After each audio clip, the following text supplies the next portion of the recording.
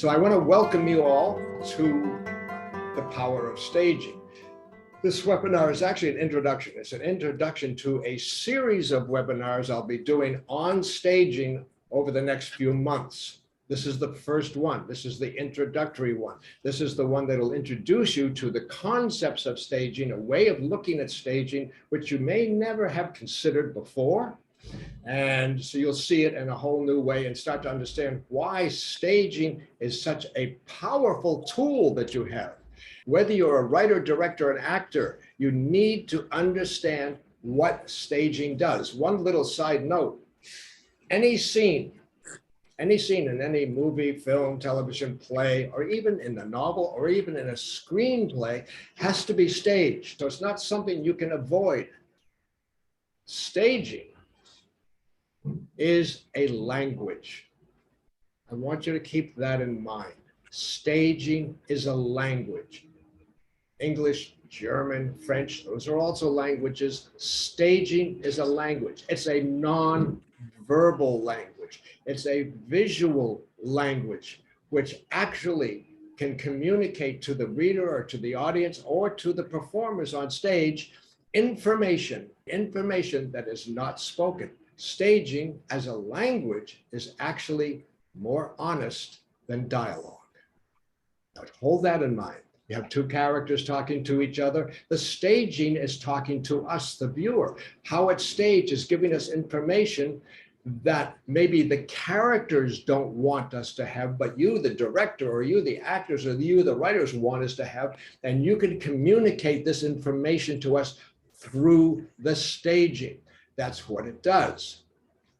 Now, one more thought on this.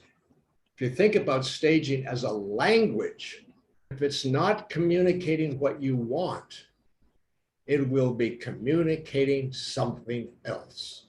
It may be communicating something you don't want. Now, this is the power of staging. The power of staging is it's always communicating something. I'll give you a little example. Let's say it's a man and a woman sitting at another table, just by the way they're sitting, by their body language, by their behavior, by their looks, by the way one twists away from the other. That's staging. We constantly live in a world of staging. We are staging. All of you right now are staging yourself just by the way you're sitting or standing or whatever you're doing at the moment. That is staging, and that is a language. Now, the fascinating thing about staging and body movement is that we don't think of it as a language. We do it automatically. We just stage ourselves. We move through the world automatically, not thinking about what we are conveying. Yet, when we do think about what we are conveying, we start to make adjustments to our body and to the way we move. We're going into a meeting to try to get a job, meet with our boss or something like that. And we will consciously try to project certain attitudes or behavior or thought patterns through the way we hold ourselves, through the way we move. So we do at times think about what we're doing. Now, that doesn't mean that we're being very effective, because it's very possible that the other person is reading past our efforts to conceal what's really going on, and they can still see the truth about what is really going on. Okay, so that is staging. Now, one thing to remember about us as human beings, the human beings that we're trying to replicate on the screen, on TV, on the stage, and even in books and in screenplays, the human beings that we are trying to present, there's one common thing about all of us, about you, about me, and everything, is that we go through life doing two very basic things. One is we are seeking comfort. We always consciously or unconsciously seek comfort. Now, it's very important to remember this, especially because we're working in the dramatic arts and in performing arts. Human beings seek comfort. Human beings also avoid conflict.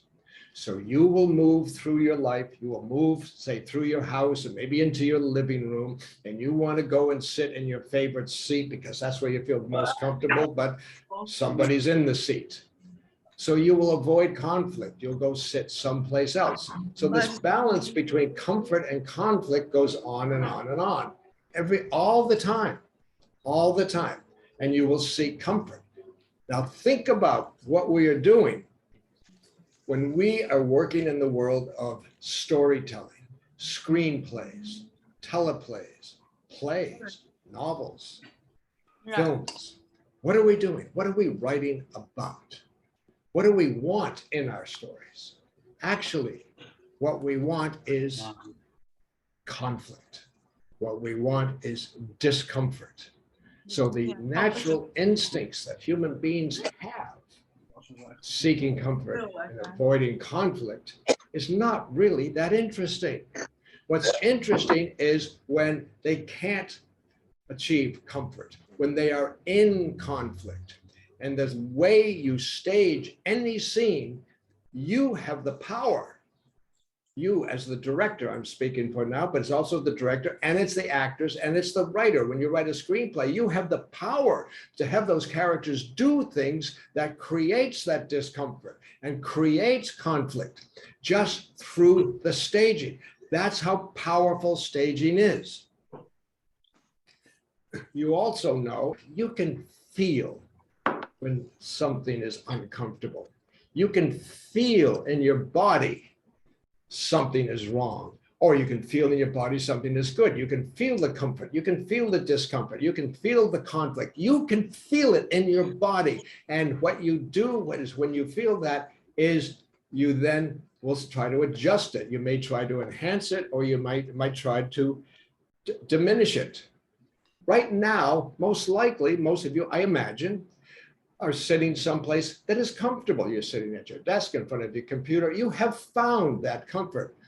But you know that if you got up and moved through the house or did something else, you might start feeling uncomfortable. In other words, the point I'm trying to make right now is your body reacts to the staging, real life staging.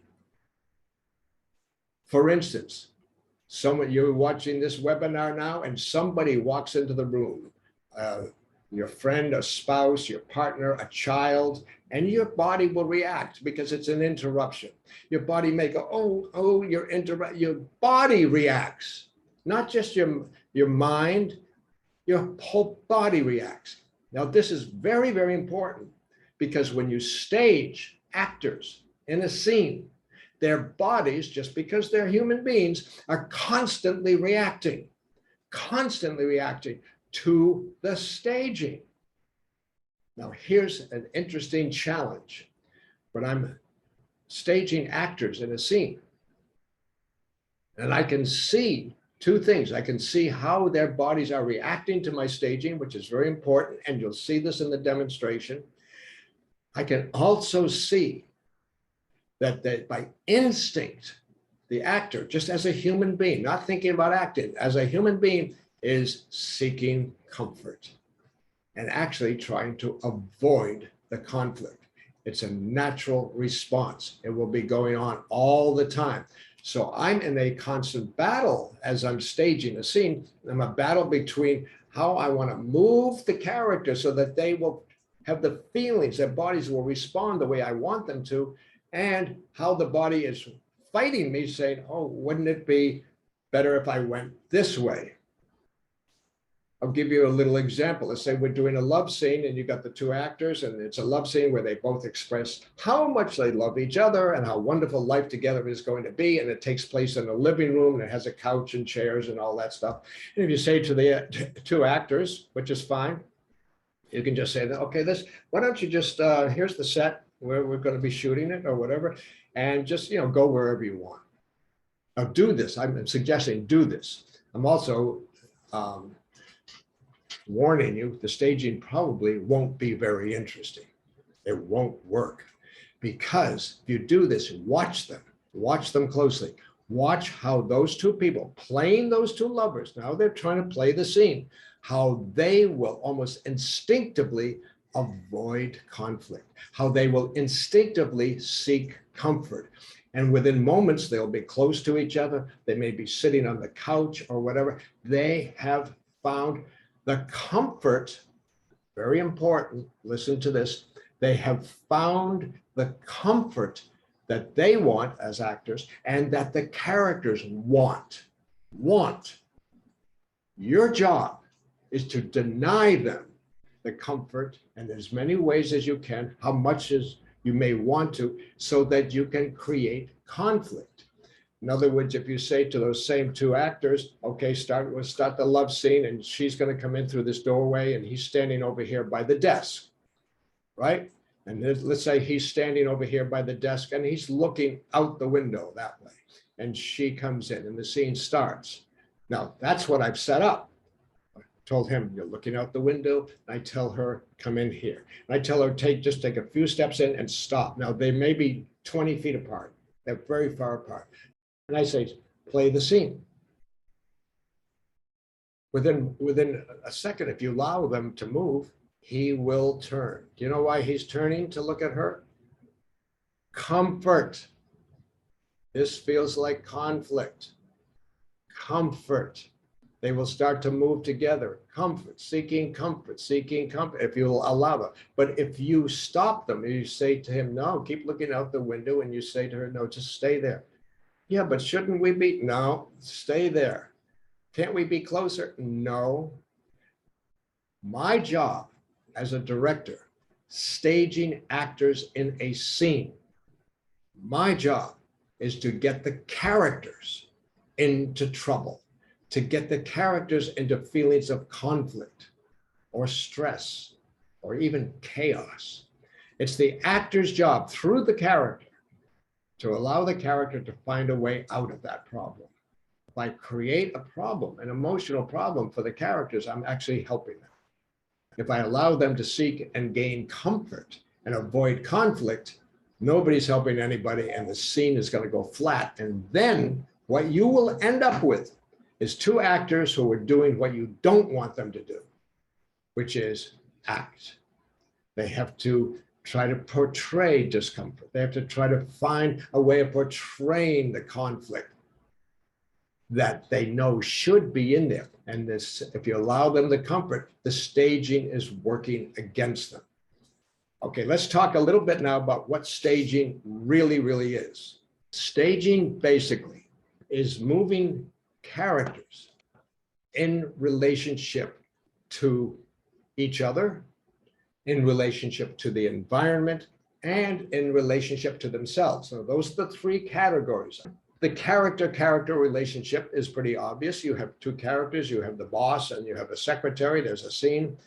Well, they have a relationship, and how you move them in relationship to each other is going to impact the scene. If the boss gets too close to the secretary, if the secretary starts to turn and leave or whatever, how they're relating to each other, just the dynamic between those two people. Now, you know this feeling. The important thing is you're thinking about staging, you have to keep referring back to yourself. How would I feel? How would I feel if I'm the boss and I just called the secretary into my office and she comes in and she's reading a book? That's staging. The book creates conflict. Why isn't she paying attention to me? That's character to character. That's creating a dynamic. If she just comes in, willing to talk about whatever the boss wants to talk about, okay, you removed that conflict, you removed that tension, and now they have a much more relaxed relationship. You have to know what you want, and which I will get to in a minute. What you want in that scene, moment to moment to moment.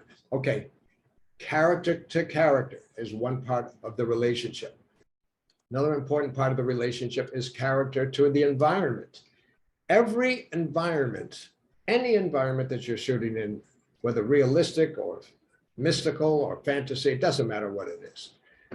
Every environment is also a character.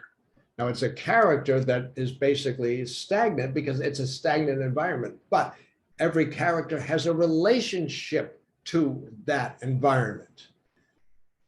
So the secretary coming in to talk to the boss, and let's say he's standing on the side and she walks past him and right up to his desk to take something. Now she's relating to the environment in a different way than he would. That environment is his domain. If she treats it as her domain, we will feel the tension. We will feel it. Just watching, we will feel it. So the relationship of character to environment is very, very important. And you can trigger emotions within the actors and emotional responses within the audience just by how you move characters in relationship to the environment. So you have in relationship to each other, in relationship to the environment. And then the third category is characters in relationship to themselves. Relationship to themselves. Now that's very simply body language. This body language is something hopefully all of you are aware of and have studied and watched. This is one thing I love doing, and Elsa and I do it sometimes. We'll be sitting at a cafe or sitting someplace watching other people, and we will point out, say, look at that man, look at the way he's standing. What do you think's going on? Now it's just his body language, which is kind of interesting, but his body language is sending signals.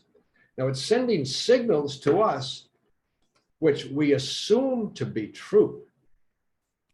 It's maybe sending signals to us that he doesn't want to send, but we are receiving those signals. So in other words, that's how that staging, the language of staging, is communicating to us. It also, very important in terms of the audience perception of what's going on.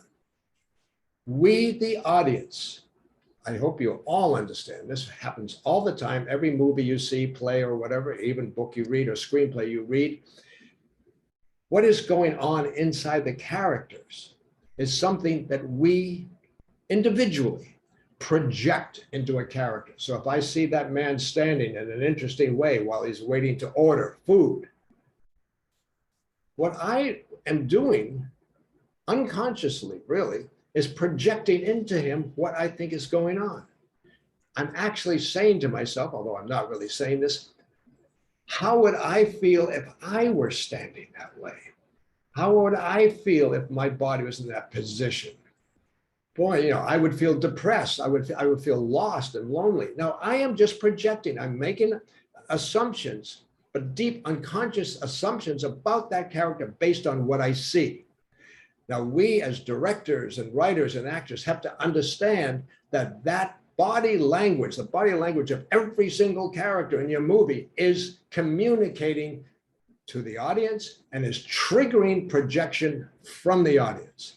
Now, it does not mean that two people in the audience will have the same projection, that they'll be projecting the same exact identical thing into the characters, but it'll be close. But it'll be powerful because that projection is coming from the audience member.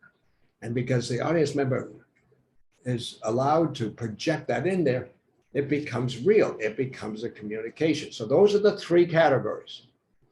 Three categories, which you'll see in the demonstration when we get to it. Character to character, character to environment, and then the body language, character to themselves. Those are the three main things. Now, there are other areas which we can only touch on a little bit today, is, in terms of staging, is independent activities and how those are used in staging. Like someone writing a letter or someone reading a book or whatever. That's an independent activity. Independent activity, which I'm assuming most of you understand, is an activity independent of the scene. It is not a central element within the scene, or it could be, but it could be a very, a woman washing the dishes in the kitchen. There's a scene in the kitchen and the wife is washing dishes. That's an independent activity. And how you use that activity, you can, again, use the language of staging to communicate both to the actor what's going on inside them emotionally and to the audience what's going on inside. There's also the use of props. Now, props and independent activities overlap a lot, but the power of a prop A simple thing, I mean, a very powerful prop obviously is a gun. Less powerful prop might be a book. But then again, that book may be very powerful depending on what it means and what it means to the characters. So there are other elements in the staging that you can use to help communicate what you want to communicate to the audience. I want to talk about screenplays for a moment, because as we move into staging a scene, what's very important is you have to go back to the scene itself. You have to break down the scene, and we'll talk about that in a second, and understand not only what is happening in the scene to the best of your understanding, to the best of your knowledge, what's going on in the scene, but more important, because you have a language, a new language that you're going to add to the scene, which is the staging. And the question is, what do you want to say? What do you want the scene to say to the characters, and what do you want it to say to the audience? Now let's go back to a screenplay. This is for all the writers and directors and actors to understand the limitations of a screenplay. A screenplay has only basically 4 primary elements. That's it. Very simply, a screenplay will say, here's the location. Okay, we know what the location is. It's the kitchen. Got it. Here are the characters that are in the scene. Screenplay will tell us that. Okay, let's say it's husband and wife. Okay, we have the kitchen, husband and wife in the scene. So we know the characters. That's 2 elements. Third element is activity or action, whatever they're doing. She's washing the dishes, he's reading a book, or he's pacing, whatever the writer has told us about what they are physically doing. And some scenes are much more complicated because they're fight scenes or chase scenes. That's an activity. So we have location, we have characters, activities. And then we have the 4th one, very important, dialogue. Those are the 4 primary elements that are in a screenplay. And we as directors and actors and writers look at these scenes that are written with those 4 elements, and they're very clearly, and our job really is to try to figure out what's going on. Now, this is very difficult. And as directors, you know, this is a huge challenge. A huge part of your job is what is going on in the scene? What do these characters really want? What are they really thinking and feeling? What's missing in the screenplay is really the most essential element. It's not in the screenplay because you really can't write it in the screenplay because the screenplay doesn't allow it. Screenplay format doesn't allow it. What's missing is what's going on inside the characters. What are the characters really thinking and feeling and desiring and fearing and expecting? What is going on inside? Now, if the writer really wanted to write all about that, the writer would write a novel. Because then you can get into that. Then you can dig inside those 2 characters that are in the kitchen, the husband and wife. Then you can talk about what he's thinking, what he's feeling, why he couldn't sleep last night, all that. You could put all of that in there. And you could put all that stuff and then there about her and her suspicions and her fears and what she wants to tell her sister. You can write all that stuff. The screenplay, you can't. In a screenplay, they're in the kitchen, just these 2 characters. Here's what they're doing. Here's what they're saying. Screenplay is almost like a haiku. It's cut down to the minimum of what you need. But our job when we bring that screenplay or teleplay or play to life, we're adding what I call the 5th element. What's going on inside those characters? Not just generally, but specifically, moment to moment to moment to moment. What are they thinking? What are they feeling? What are they wanting? Now, the most powerful way you can do that is with the staging. That's the language of the staging. Through the staging, you, the director, you, the actors, and you, the writer, depending on how you describe the behavior in the screenplay, you can add that 5th element. You can trigger, this is what you're doing, trigger our imagination, the audience's, our projection, our belief of what's going on. Because that's what we're there for. That's why we're watching this movie. If we weren't interested in that part, if we weren't desiring to know and these characters intimately about what's going on, we could just read the screenplay. We don't have to spend millions of dollars to make the movie or the teleplay or that episode or put up that play. You don't have to do that. Why do that? Just give people the script. They can read it. The reason we have to put it up there is because we have to add the fifth element. We want the audience to experience viscerally what's going on with those characters. And you can't get that by just watching them talk and move around. The activity, the staging is your tool. The staging is your language to bring that all to life. Okay, so what we're going to do now is talk a little bit about the preparation for staging. A lot of this, I know you know. A lot of this is part of your work ethic, I hope. But to some of you, this may be a little bit new. First, we have to go back to the scene in the script. You're going to stage a scene. I'm just warning you right now. Don't say, oh, I'm going to stage a scene. Let's start staging, and just start staging. And I would say, so you're staging it based on what? And a lot of people say, well, it's the scene between this husband and wife in the kitchen, and I'm going to stage it. Yes, but what do you want to say? What is it that you, through the language of staging, are going to add to the scene? What are you going to expose? What are you going to reveal about the character? What do you want to reveal? What is your goal?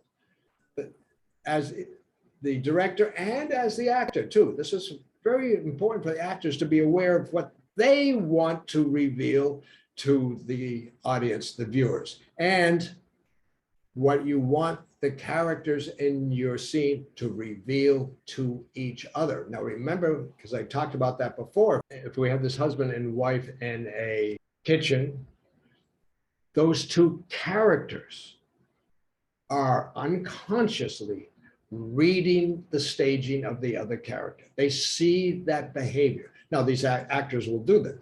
This is all part of the job of acting, just responding or reacting. But just be aware that that is happening. So you as an actor, what do you want to communicate to the other characters in the scene? What do you want to hide from the other characters in the scene? Or a very tricky part, what do you want the audience to know? I'm speaking to the actors. What do you want the audience to know about you and your character, but not the other people in the scene? And you can do that. You can do that through the staging.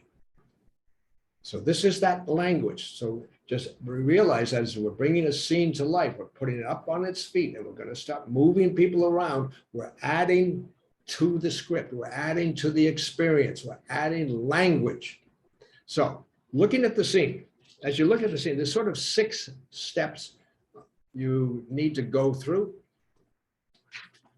First of all, what do you want to communicate? What is the 5th element that you want to communicate? Now, this comes down to you understanding these characters, this husband and wife, hypothetical scene I'm just making up now, in the kitchen. They're having some kind of conversation. What does he want? What does the husband want? What is the husband's objective? What is he trying to achieve? What are the obstacles that he's facing? Let's assume he wants to tell her something that he's done that he's very ashamed of. Let's assume that for the scene. What is his objective? Is his objective to tell her in a way that'll shock her? Is his objective to tell her in a way that she'll be understanding? Is his main objective to get up the courage to tell that? And what are the obstacles that are in the way? And the same thing for the wife. What does she want? And what are the obstacles in the way of her getting what she wants? You have to understand this. You, the actors and the directors, have to understand this very clearly. Now, this is your interpretation, not anybody else's. Yes, you can talk to the writer, and maybe the writer has been very helpful to give you a clear idea of what the characters really want. But this is what's not written in the scene. It's not written in the screenplay. It's all assumed by reading it. But you have to be very clear about what you want. What is the arc of each character? Where does the husband start? What are the different shifts and changes that he goes through during the scene? And where does he end up?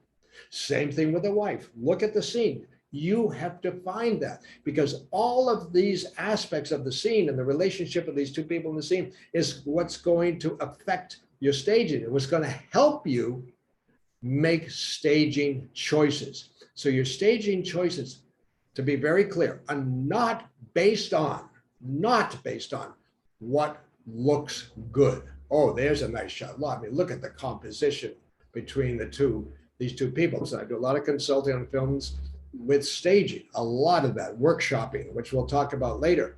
And many times that I'll see the scene set up and yeah, it looks nice. It looks nice, nice, but there's nothing happening. I look at it and say, yeah, that looks lovely. But there's what's going on between the two characters, not much. And my instinct and your instinct needs to be, okay, what can I add to this? How can I give this scene? How can I give this moment more energy, more intrigue, more mystery, more curiosity, more conflict? You can do it through the staging. This is your job. So you have to know what you want to achieve. You have to know what the characters, very important, what the characters expect to happen. Now, this expectation is a huge element in every scene. You have two characters that are going to meet. There's going to be a scene, whatever. Each one has an expectation of how this scene is going to evolve, how it's going to turn out. Expectation is also a hope, a desire, how it's going to turn out. Do you know what that is? Now, I can tell you right now, it's not written in the scene. It's not there at all. Not there at all. Now, it may be implied in earlier scenes. You may have an instinct from what you've read earlier, what's been going on earlier, okay? But it's not written down. The writer hasn't said, oh, by the way, at this moment, the wife is expecting that this is going to be a short conversation so she can leave and go visit her friends. It's not going to say that, but that may be exactly what she's expecting. You have to know what it is. And your knowledge of what it is, which you may discuss with the actress, your knowledge of what it is going to affect your staging, because your staging is going to trigger that desire, that expectation within that character. But then, along with the expectation of what the character wants, there's the gap. The gap is a very powerful element that is in every character in every scene.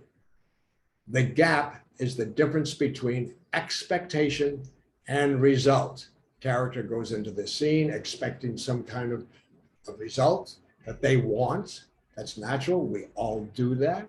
We walk into a meeting to ask our boss for a raise. We have an expectation. We know the result we want. Does it turn out that way? Probably not.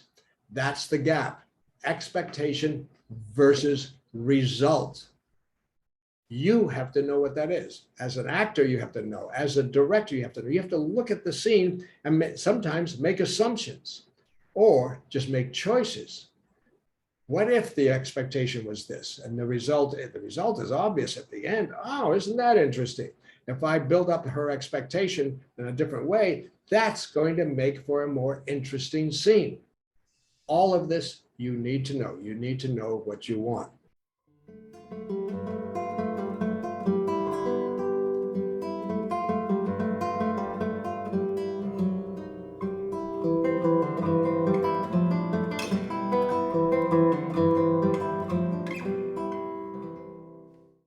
Once you have an idea for that, my strong recommendation is you're looking at the scene. I assume you have a floor plan of the set, or you could just sketch one out on a piece of paper, whatever.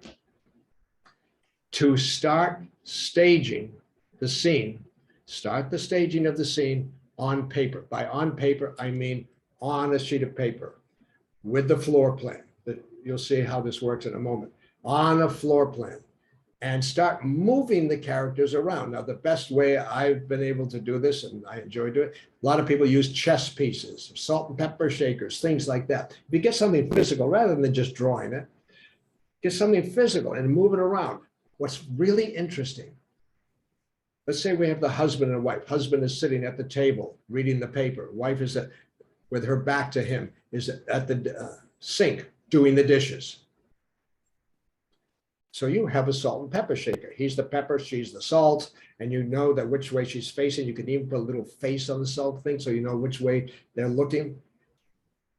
if you say, oh, maybe on this line she turns them, and you actually do it, you actually turn the salt thing. If you are allowing yourself to be vulnerable to the staging you are creating, you will have a reaction on that turn, even though it's just a salt shaker.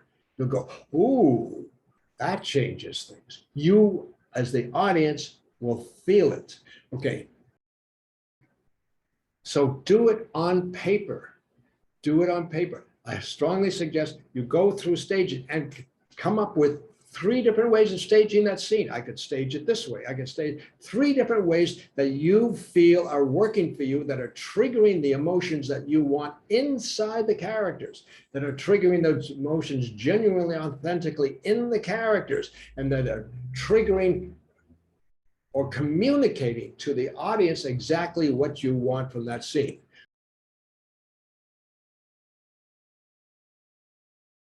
A sample scene, a demonstration scene that I like to use basically so we can sense and see the power of staging. Here's the situation. There's a young woman in her late 20s who's working in a big corporation, and huge corporation, and she's applying for a new job within the corporation, and that new job is being an assistant to the boss, the CEO, the owner of the entire corporation. They work in this big building that the owner owns. He owns the whole building, and he takes over the whole 33rd floor. She's been applying for the job. She's gone through various stages of applying for the job, and now it's come down to her and 3 other applicants for this personal assistant. And the final stage is she has to meet the boss and be interviewed by him. So that's the scene we're looking at. She's going to go to the boss's office, or one of his offices, which we'll look at in a moment, and meet with him. And it's a short 3-page scene. Now, intentionally, the scene is not written. There is no dialogue at the moment. And the reason I've not written any dialogue is I want us to really look at this scene in terms of what is the staging saying? What is the language of the staging saying? Now, I can tell you a little bit of sort of what happens at moments in the scene, but I don't have any dialogue. We don't have dialogue to help inform us, to confuse us. It's a little bit like watching a movie and it's in a language you don't understand and no subtitles, or watch a movie and turn off the sound and you're just watching the staging, where the staging becomes the primary thing that is going to communicate what's going on between these 2 people. This is the boss's office. Now here, obviously right here, there's the front door. That's the door that she's going to come in through.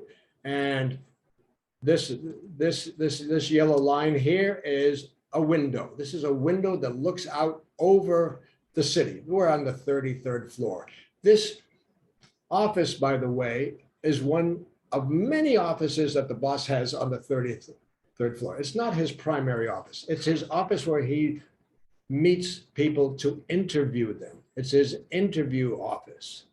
And on the walls of this office, on the walls, there are many, many pictures and photographs and articles all about him, all along the walls, and pictures with celebrities and politicians. That's it. That's what's on the walls. That's all that's on the walls.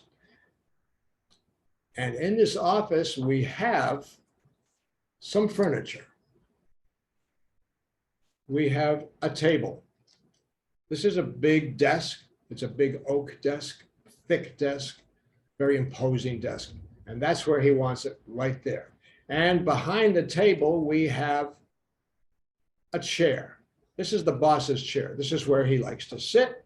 Now you understand that he has set up this room, that he has his back to the window. How the furniture is placed in a room, keep this in mind, how furniture is placed in a room is part of staging, depending on whose room it is. Now, this is the boss's room. He has obviously set this up the way he wants it. So he has actually staged the room so he can have the staging between characters that he wants. Okay, and then we also have guest chair. These are the chairs for the guests, people who come into the room who are guests, people who I guess he's going to interview. And he actually places them in the corners where they are there. And his wife, who looked at the room, said, you know, I think you should put some kind of life or humanity or something warm in the room. So he puts in 2 plants. He's going to plant in each corner there to sort of give it a feeling of humanity or whatever. So automatically, we won't get into this discussion, but I can tell you, you know, automatically, each one of you that is listening to this, you already have an opinion of this boss. You know what you think of him. By projection, you look at this room and you look at the way it's set up, you look at where the guest chairs are and where the boss is sitting, and already perhaps it feels intimidating. Perhaps you feel like you don't like the boss, or you think he's an egomaniac because of all the things on the walls. You have an opinion immediately. So even the set is giving us information. The set is part of the staging. Now, this is the environment that the scene is going to take place in. By the way, on top of this desk, there's nothing. Absolutely nothing. There's no phone. There's no, pens and papers, and there's nothing. It's totally clear, except for one little thing. A piece of paper. Now, there's the boss sitting in the chair, and there's one piece of paper on the desk, and it has 4 names on it. Okay? That's what's on the desk. So you can see this one piece of paper right there with 4 names on it. The boss is sitting here, and the boss is facing that way towards the door. And the scene is about to start. Now, before the scene starts, you can see already we've made one decision on the staging, which is the boss is in the chair. Now, the boss actually could be anywhere else, obviously. Now, one part of staging, as we go through this, you must allow yourself to consider what if? What if he weren't sitting there? What if he were actually over here looking out the window? What would that do? With his back to that's different. That's going to be different staging. That's a different way to work it. What would happen if he was over here reading an article that's on the wall? That's different. You have to think of what if. And I really want to encourage you in terms of staging. The best thing you can be doing is thinking outside the box, way outside the box. Think about the illogical, irrational, mysterious, magical, frightening things that you could do with staging. If someone says, oh, that doesn't make sense, think about it. Say, okay, it doesn't make sense, but what if we did that? What if we did that? What if we started with the boss sitting here? And he's sitting here facing this way when she comes in, and say she's going to come in this way. What if you did that? You say, well, that doesn't make sense. No, but what if we did that? What does that say about him? What does that say about her? How will that impact her if she comes in and she doesn't see him over here at the desk, but he's hiding in the corner? Think outside the box. Consider everything. While you're staging on paper, on a floor plan like this, at home, you're not using up any time. It's not costing you anything. This is where you have to do a major part of your staging work. Okay, now let's look at the scene. I'm going to stage the scene. I'll guide the people where they're going to go, more or less. So we're starting here. He's waiting for her because this is his day to interview these 4 people. Maybe he's already seen one. And she's going to come in, and I'm going to let her come in, and I'm going to tell the actress, this is where I want you to be. I want you to stand right here, right where she's standing, right here, and she's looking this way, okay? Right at him, and stand there. I can tell you right now, any skilled, but he's more than just skilled, available actress, sensitive actress, vulnerable actress will automatically respond to this staging. And it may be a comment like, you want me to stand here? And I say, yeah, I want you to stand right there. Well, think about it. What is the subtext of that line that she just said? You want me to stand here? My feeling is she doesn't like it. It feels uncomfortable. And remember what we talked about, comfort and conflict. She comes in here, the first thing she wants to do is get comfortable. She's coming in wanting to get this job. She's coming in objective, wanting to impress the boss, wanting to feel good about herself. These are the objectives I've come up for her. That's what she wants. What he wants, basically, in this scene is to get it over with. Make a quick decision and be done. Quick decision. That's the way he does things. Get it over with, get it over with. And out one of these four he'll pick. He knows he'll pick one, but get this one over with. So she comes in here, but she wants to feel comfortable. So she's going to ask me, you want me to stand here? And I'll say, yes. She may even say, oh, this feels awful. And I, because the way I direct, might say to her, good. And the number of times I've had actors respond to the staging in a negative way, like, oh, God, this feels terrible. I go, good. Their next response will be, thank you. That thank you, they realize that the staging is triggering within them as an actor, as this actress at the moment, this discomfort that she needs. She needs this discomfort. One side note, we go through life. We go through life every day. Yes, seeking comfort, avoiding conflict. But we also go through life being bombarded by stimuli. By that, I mean, we go through life feeling things. We go through life feeling scared, feeling good, feeling bad. It depends on what happens. We see someone, we feel good. We hear about something, we feel bad. We are bombarded by stimuli. Stimuli from outside and also stimuli from within us. Stimuli. And that's where the emotional life, our emotional life comes from. That's where the emotional life of characters come from the stimuli, whatever it is, the bombardment. Okay? So we do not, and this is talking to a lot of the actors, we do not go through life trying to create emotions. Oh, I should feel uncomfortable now. Oh, how am I going to create this discomfort I should be feeling now? We don't do that. I'm sorry.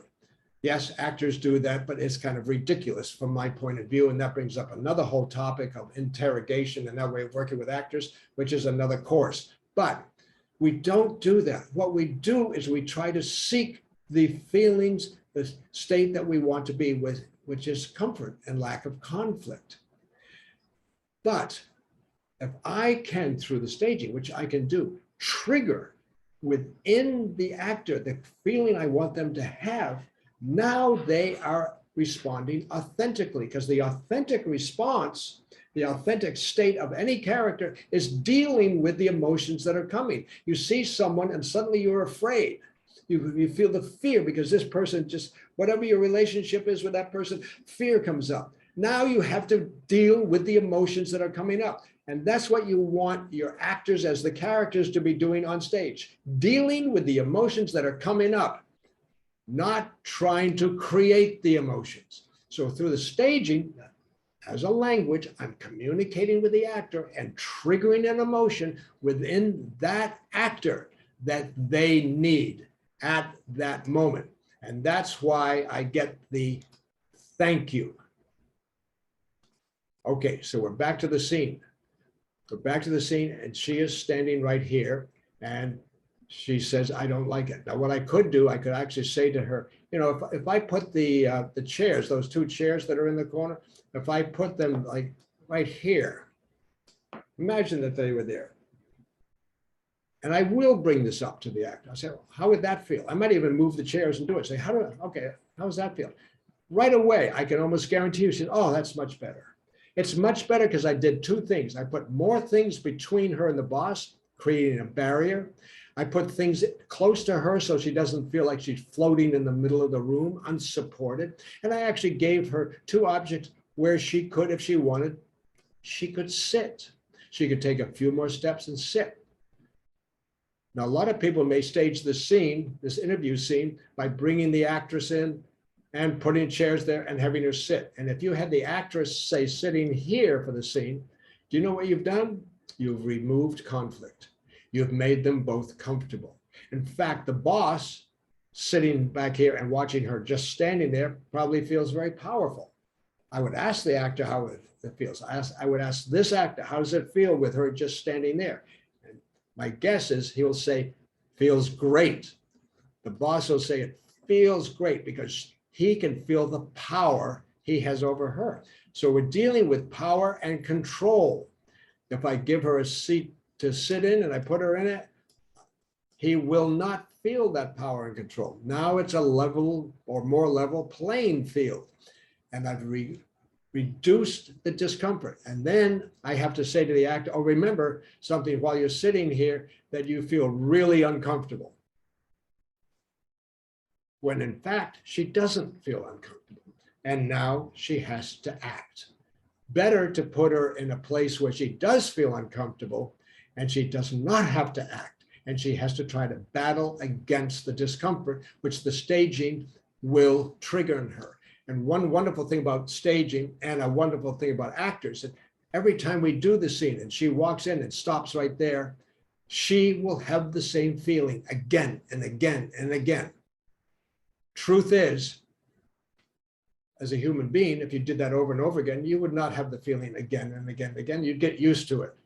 But she's an actress. She's allowing that feeling to hit every single time. She's not trying to erase it. But as the character, she's having to deal with it. Okay, so let's say they're talking for a while. And now we have her feeling discomfort. We have her uncomfortable over here and him feeling powerful. Now we have an unlevel playing field. We can feel the tension already. The scene goes on for a little while. And as I told you, there's no script here. There's no words. So it goes on for a little while. And then the boss decides to move. He's going to make the first move. And what he's going to do is he's going to leave the desk and go around and sit on the front of the desk facing her. Now that move, this is called, very simply, that's a power move. It's a very powerful move. It's also, this move around like this is also a macro move. Macro, meaning big. In other words, there's macro staging and micro staging. It's important to understand the difference. Macro staging is a big move like that. It's a move we can see. I mean, the tank goes over the hill. That's a macro move. A micro move is much smaller. Now, in this environment, that's a big move to move from behind a desk all the way around to the side. It's also a power move. I can guarantee you that that move, which is his choice, the character's choice, and now he's sitting on the front edge of here, that move will affect this actor a lot when he makes that move. And I will ask him to make the move, and I'll say, how does that feel? I ask, as I'm staging, I'm always asking the actors, how does that feel? How does that feel? Generally, as the actor, I want to get away from the character a little bit for a second. How does that feel as the actor? And generally what I'm looking for him, he says, oh, I like this. I like this move. Good. I want him to feel good. I want him to feel more powerful because then the boss will feel good. The boss will feel more powerful. Then I can ask the actress, after he makes a move, she has not moved. How does that feel? There could be a variety of different things. I've heard actresses say, well, it feels better because now it's a little bit more intimate and he's not hiding behind the desk. I go, okay. I've heard actors say, nah, that doesn't feel so good. I don't know. I liked it better when he was behind the desk. Whatever she's feeling is what she's feeling. I'm not trying to tell her what she's feeling. I want to know genuinely what I have communicated to her and what she is feeling at that moment. And if it's not what I want, if she says, oh no, that feels fine, I like it. I like him sitting there. I might change his move. And rather than him ending up right where he is here, I might say, don't sit on the front of the desk, end up right here. There's the boss right there, looking at her.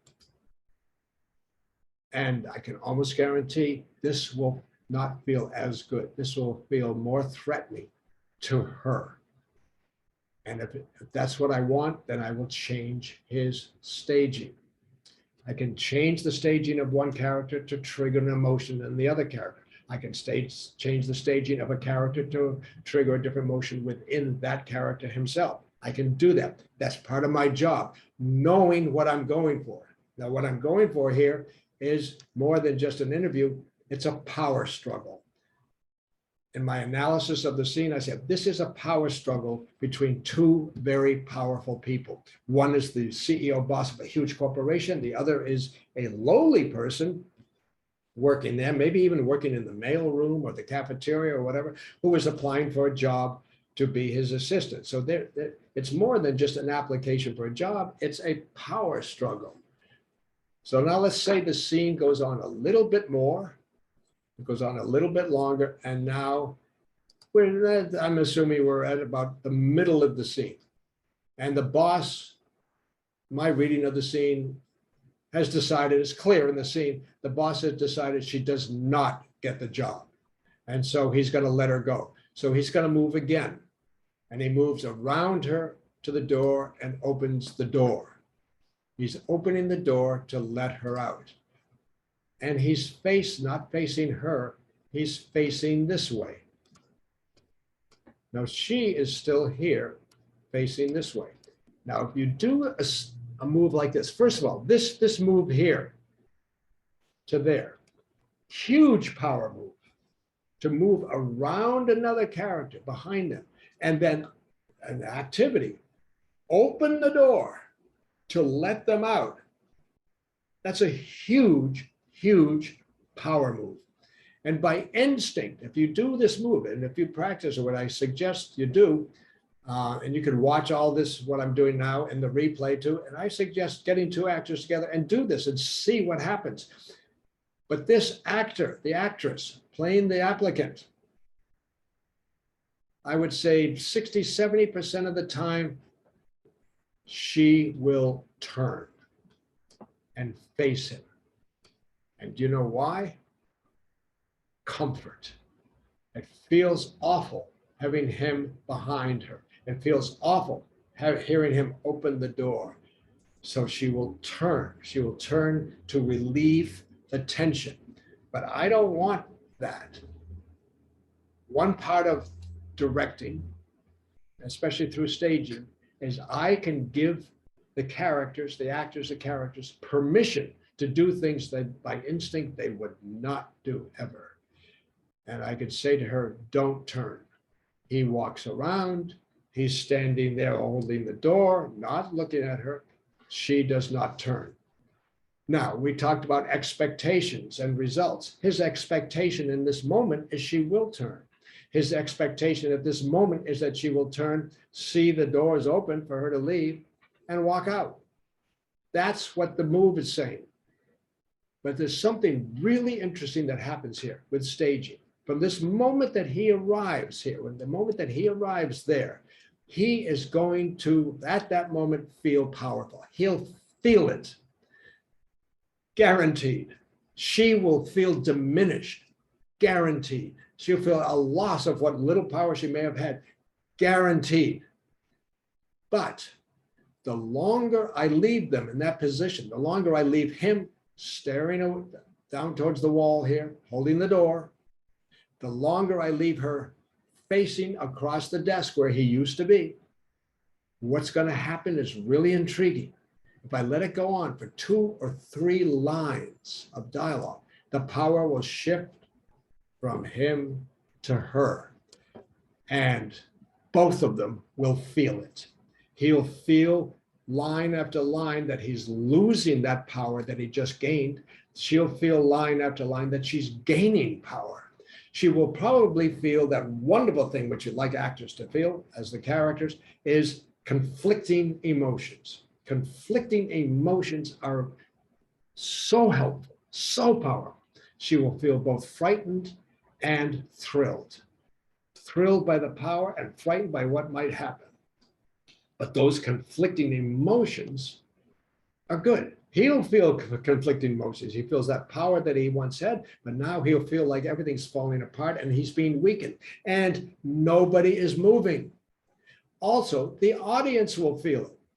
The audience will feel the power of his move over there and go, oh, whoa, that was bold. He went over there and opened the door for her and he's going to send her out. But they'll also feel that she's not turning and they may feel a little frightened for her, concerned about her or curious about her. And then as the scene goes on for a few more lines, the audience will feel the power shifting from one character to another. Okay, now we're moving towards the end of the scene. And what's going to happen? She's still looking out the window. He's still holding the door. And now for the first time, I'm going to have her move. And what she's going to do is move from where she was to the window, right there. And at the window, she's going to be looking out the window. In other words, she keeps her back to him. Now, I can guarantee you a couple of things. One thing, with the staging like this, watch the actors. Watch them closely. I mean, I've spent hours and hours and hours staging scenes. I mean, last week we staged half an entire film with actors in a process, live, workshopping, which I'll talk about later. But as you're staging, watch the actors because,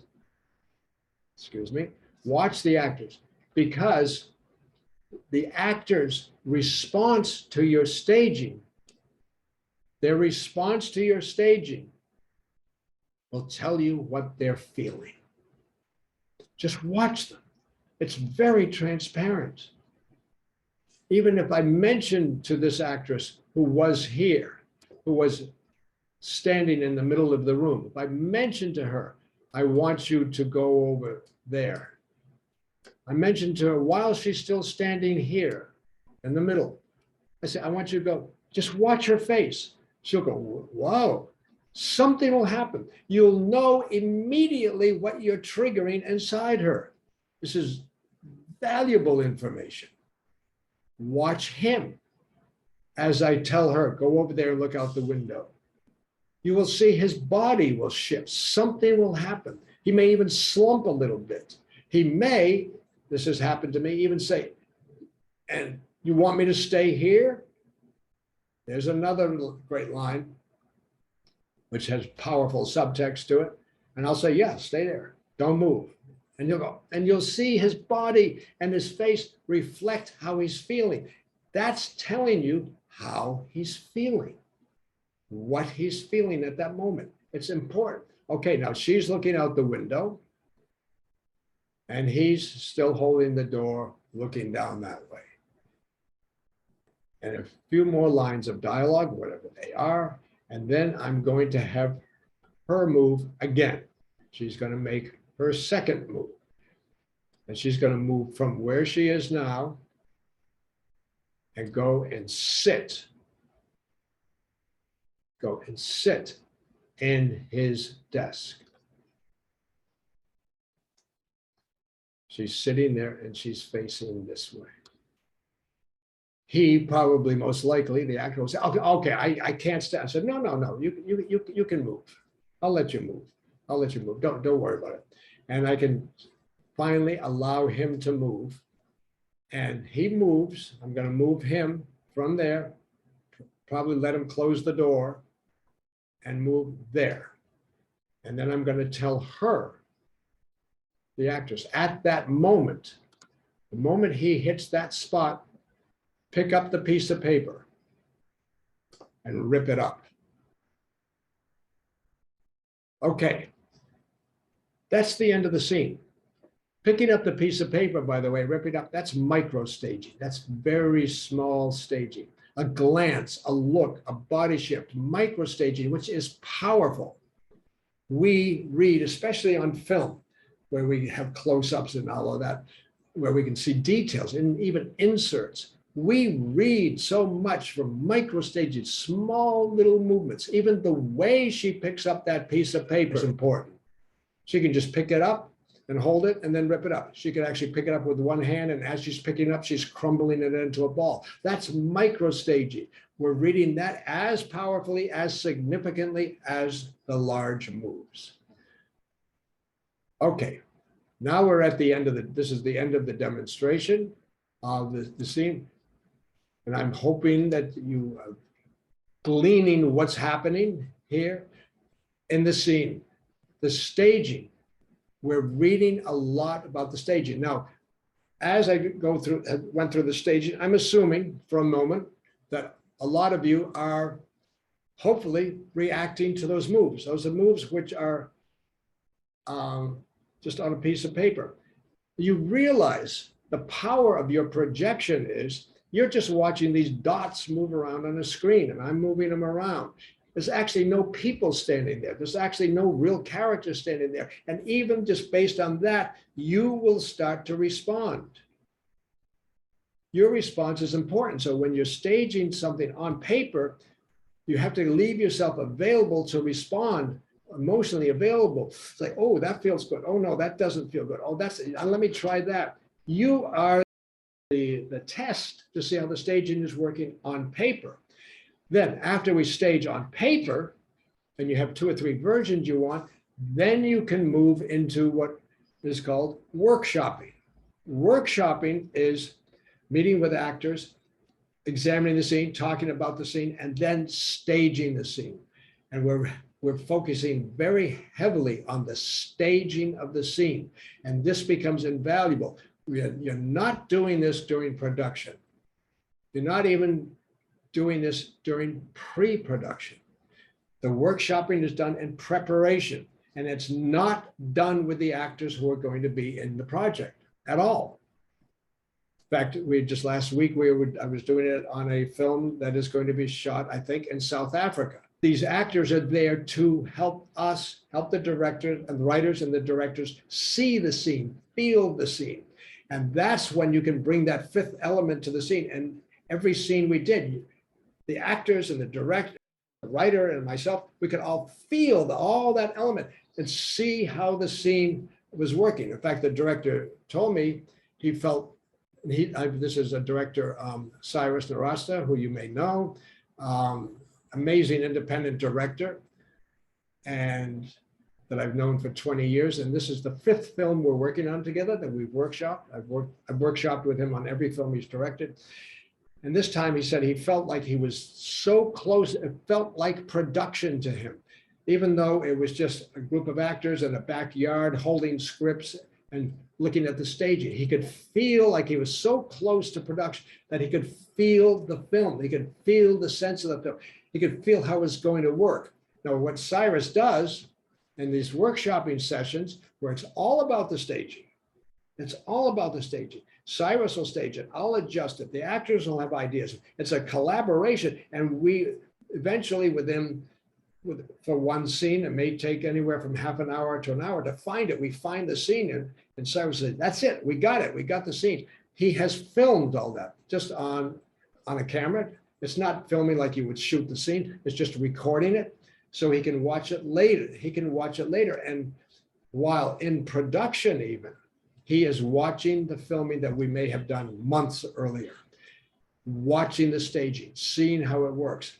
And one thing that he's told me, he says, the beauty of this is when he goes into production with the regular cast, he can move so fast because he knows how to stage it. He knows probably 2 or 3 different ways to stage it, and he can adjust and adapt to the actor's needs, location needs, and all that so rapidly that he's actually saving time and getting more time on performance and getting more time on shooting, all that. So that's the workshopping part. Now, this whole workshopping process, which we obviously don't have time to get into today, is in the course that this on staging, by the way, which has a great title. It comes up in July, which you all can attend, which you all get a discount on, 30% discount. This course in July and August, 6 weeks, all about staging.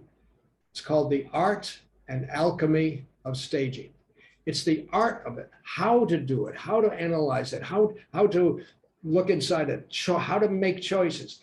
And then the alchemy is seeing how it is going to impact the actors, the scene, et cetera, et cetera, et cetera. In the course, I will take you inside the rehearsal room with the actors, and you'll see how it's working. Rather than talking about it hypothetically, you will actually see the process in the rehearsal room.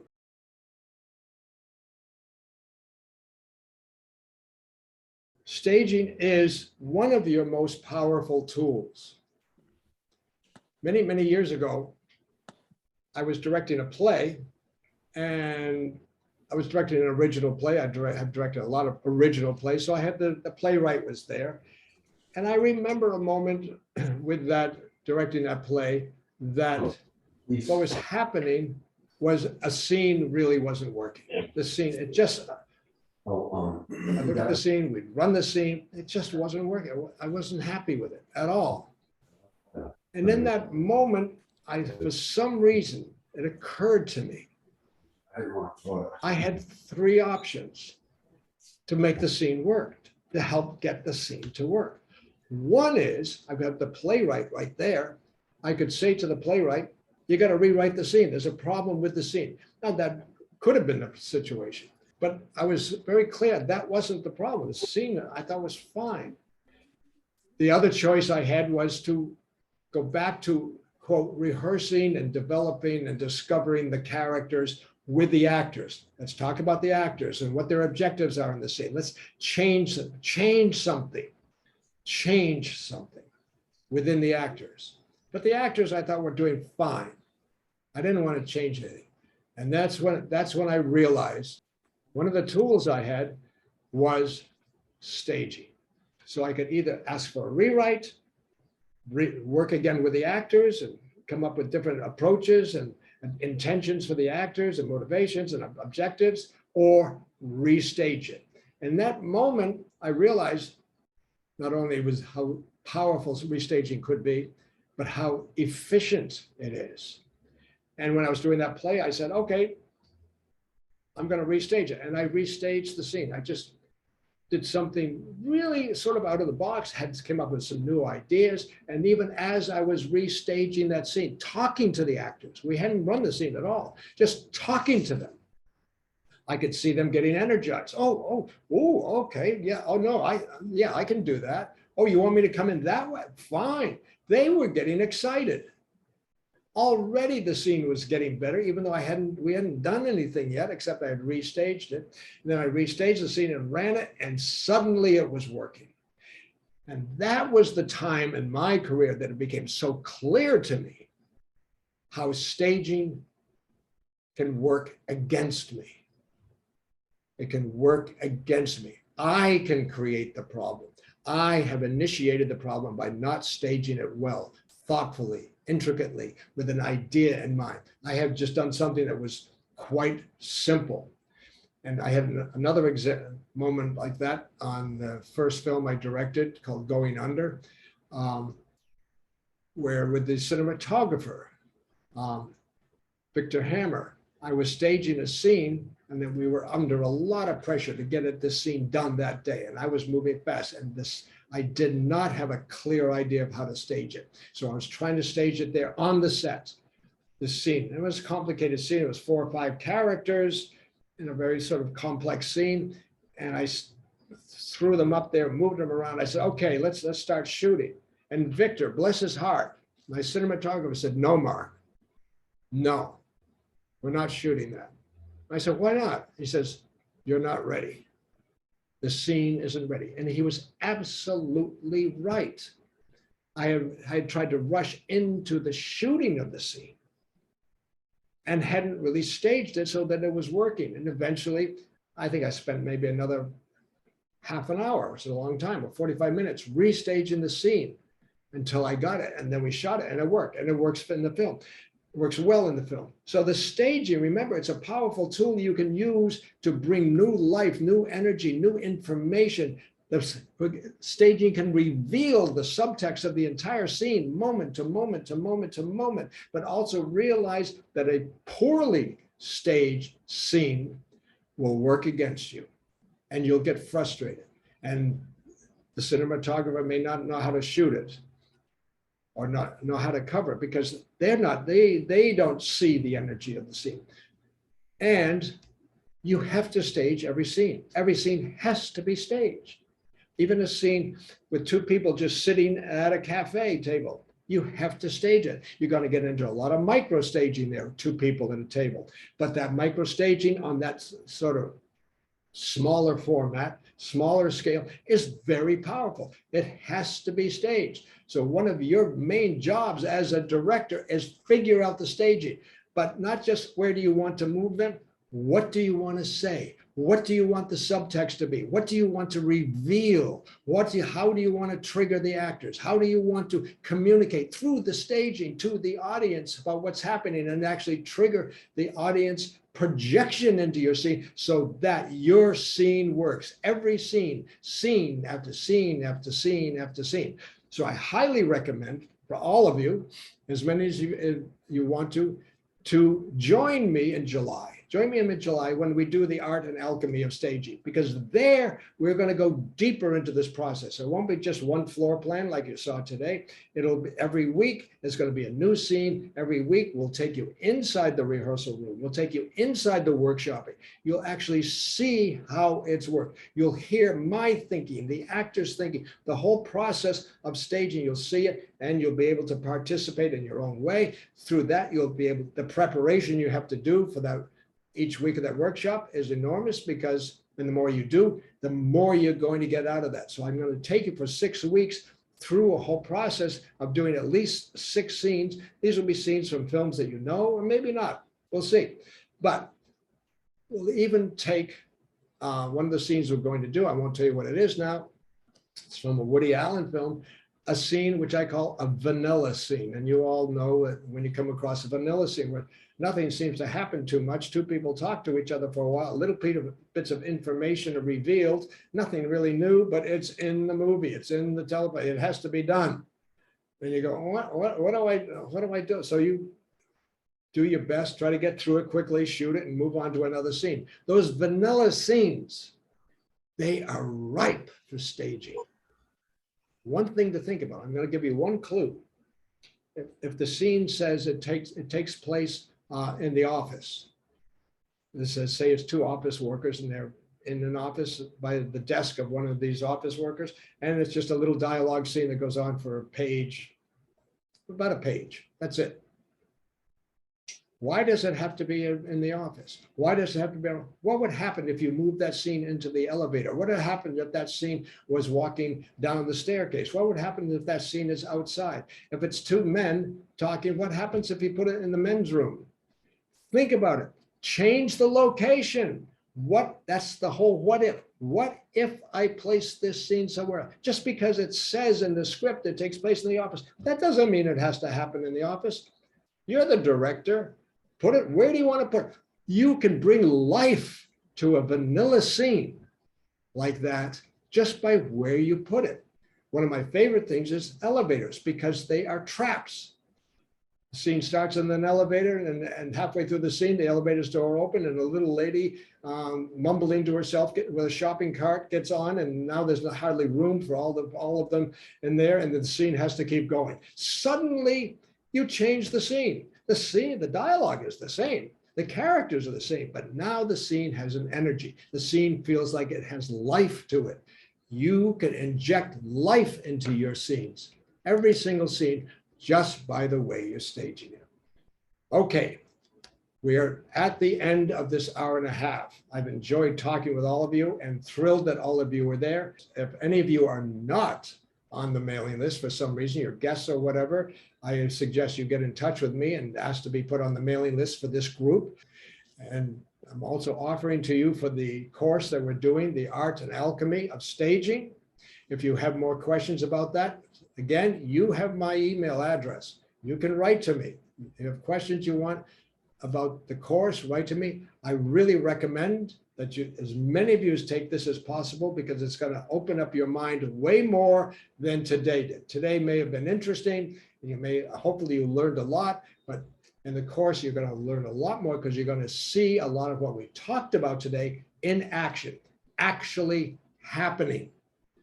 And you can be involved to a certain extent. You can make suggestions. What would happen if this? What would happen if that? We'll do that. And we will also in the course have Q&A. Keep in touch, write to me. By the way, the course is listed at $497 for the 6 weeks. You get a 30% discount, which is $347. It starts July 9th and it goes for 6 weeks all the way through August 13th. So for $347, it's a bargain. It's such a bargain. But it'll open up your experience and your mind and your imagination to one of the most powerful tools. One last thing that you may be wondering about, because I haven't really mentioned it, but I'll mention it now. Cameras. Say, I'm making a film. What about cameras? Some directors feel that, they will state this, staging is the relationship between the actors and the camera. Eventually, not to begin with. If you start staging it with a shot in mind, you are working against the power of staging, or the staging can work against you. If you do what we're talking about now and create an event in the room, in the environment between the characters that is powerful, that works all by itself, not as a scene in a film, because there's no cameras, not even a scene as a play, because there's no point of view of the audience, but as a scene and life. And you like that office scene, if you look at that scene, you go, whoa, it's working, it's working. Then once you say this is working, then you start to think about where to put the camera. And the beautiful thing about this with a lot of the directors I work with in the workshopping is they say, once it's staged, I know exactly how to shoot it. The staging of a well-staged scene will communicate back to you. Here's how to shoot it. Here's what the audience needs to see. Here are the angles. Here's the coverage you need. Here's what you need, because the scene by itself is working, not because you're trying to design some kind of storyboards. In fact, one scene, Cyrus, who I was just working with, said he uses the staging to create the storyboards. He shows the staging that we've recorded to the storyboard artist, and the storyboard artist creates the storyboards from the staging, not from the written page, from the staging. So the staging becomes a technique that you can use to communicate with a lot of people. You can also show it to your location manager or scout. Here's the scene. Find me a location that will serve the scene. He knows the scene already. He'll know what to look for. So this is what we'll be covering in the course. I want to thank you all for being here. My apologies for the technical problems, but I think we handled them okay. Hey, excuse me, Mark. I look forward to hearing from you. I look forward to welcoming you to the course. Write to me if you have more questions. You'll be getting the replay soon. Thank you, thank you, thank you. Have a wonderful, wonderful day. By the way, at the end of this, I have to say greetings from Hawaii, because that's where we are. That's where we live now. I just thought I'd make some of you jealous. And then good to see you, Eitan. Greetings from Hawaii, and thank you. And we'll be in touch.